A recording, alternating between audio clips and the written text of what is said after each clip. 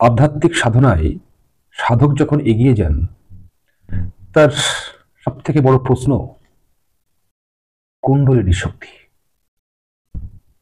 কি এই কুণ্ডলিনী শক্তি, যা আমাদের আধ্যাত্মিক অগ্রগমনের পথে সব থেকে বড় শক্তি?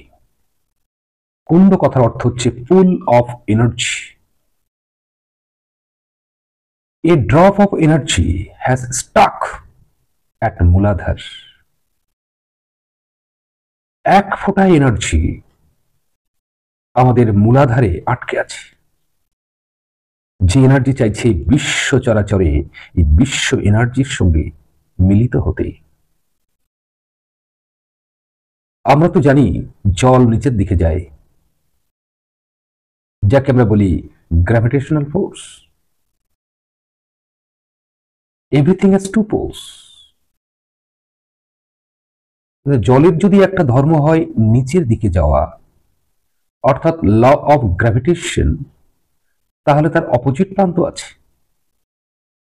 তো সেই অপোজিট প্রান্ত হলো ল অফ ল্যাভিটেশন। ল অফ ল্যাভিটেশন, ঊর্ধ্বমুখী যাত্রা, যা হলো জীবনের মহাযাত্রা।